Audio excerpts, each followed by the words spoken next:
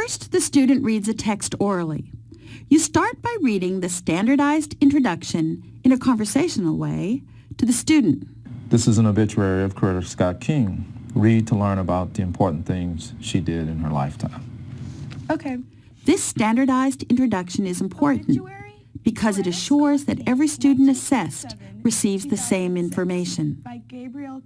While the student is reading, observe and code the reading behaviors, including errors and repetitions. Civil rights leader Martin Luther King Jr.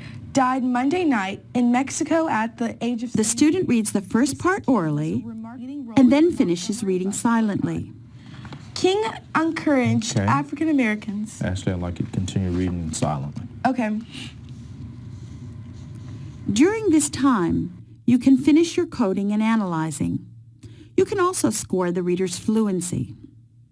After the student has finished the oral reading, calculate the accuracy rate. This is important because it will give you the first indicator of whether the text is easy, just right for instruction, or too hard for the reader. Use the fluency scale to assess how the reader uses phrasing, pausing, intonation, and word stress.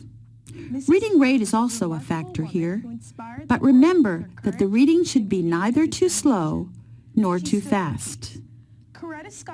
After the student finishes reading, engage the student in a comprehension conversation.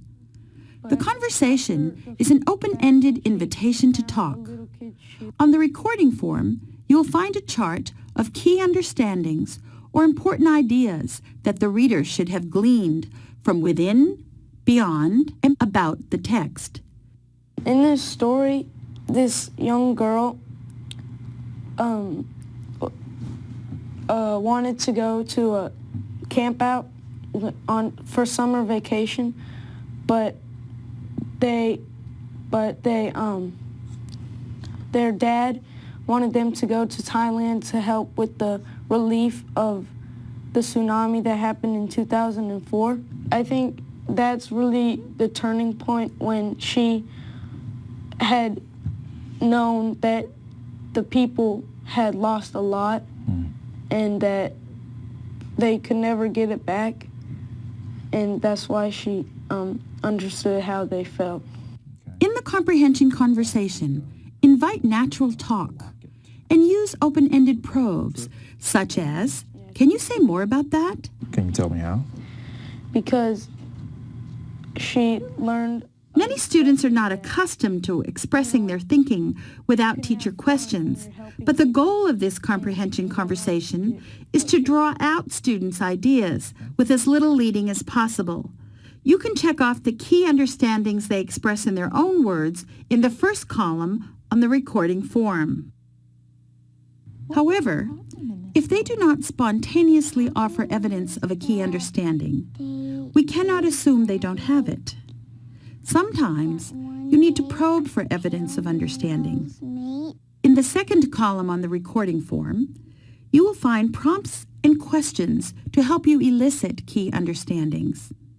As much as possible, use these prompts and questions in a conversational way rather than interrogating the student.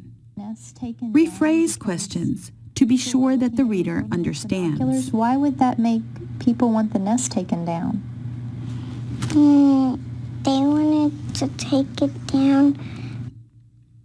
Score the comprehension conversation by thinking about each area. Use the rubric to make a decision. Score 0 to 3 to rate overall the reader's thinking within the text, 0 to 3 for thinking beyond the text, and 0 to 3 for thinking about the text. You can score 1 additional point if the reader demonstrates some unusual thinking that is excellent, but not listed in the key understandings, so the highest score will be 10. A writing prompt is provided on the recording form for each text. Writing is optional, but it will provide more evidence about a student's comprehension, and you will learn how the student responds to a text in writing, which is often required on tests.